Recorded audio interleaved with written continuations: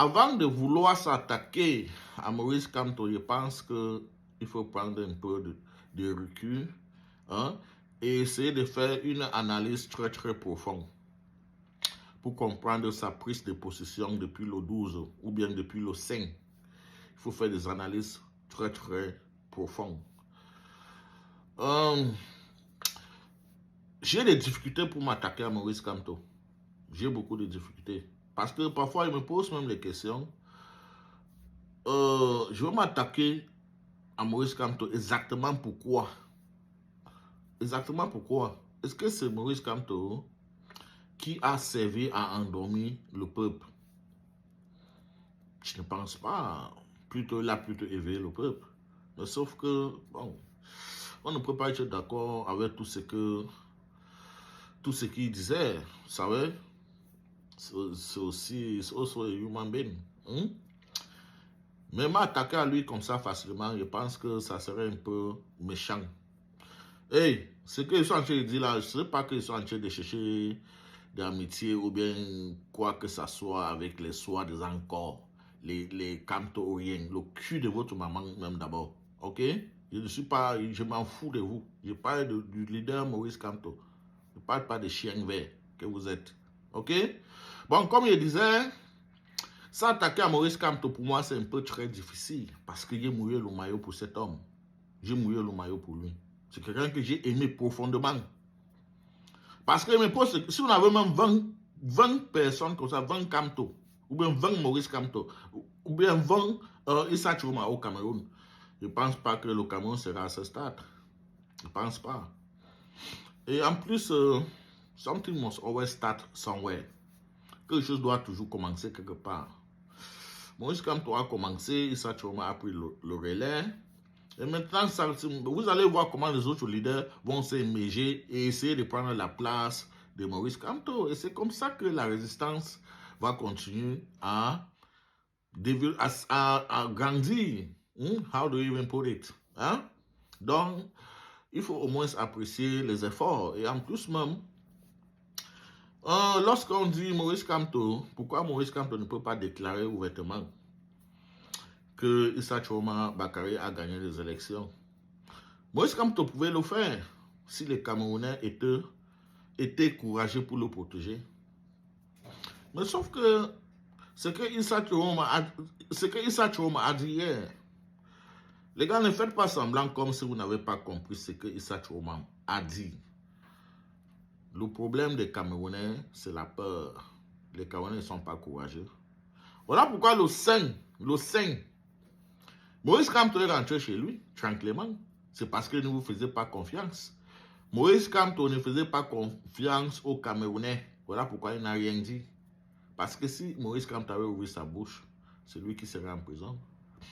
Et comme aujourd'hui là, Calibro ne s'entend pas avec Maurice Kamto, qui allait le libérer. Parce que je pense que la dernière fois, Maurice Kamto a tapé 9 morts en prison.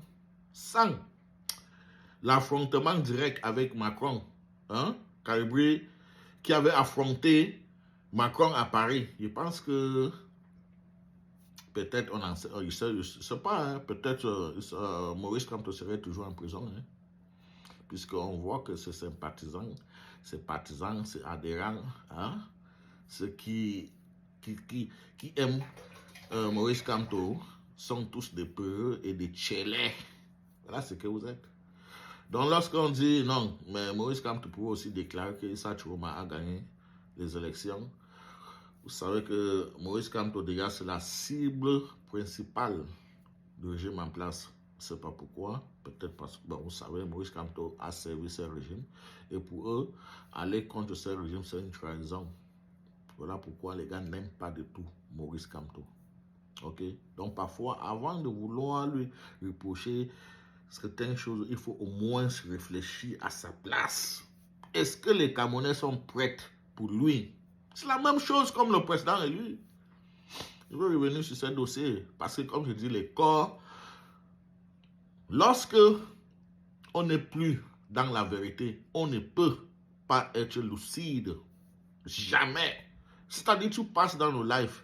Si tu passes seulement 30 secondes dans le live d'un corps, tout ce qu'ils disent là-bas est totalement incohérents, des bêtises, totally garbage. Je suis passé cet après-midi, je suis passé dans l'un de leurs lives. Qu'est-ce qu'ils disaient même? Que Issa Chiroma a fuck up en déclarant qu'il avait fui le Cameroun parce qu'on voulait le tuer, ça veut dire la peur de la mort. Mais regardez comment vous êtes totalement incohérent et stupide. Regardez comment vous êtes méchant. Vous êtes devenu plus pire que les Sardinats même.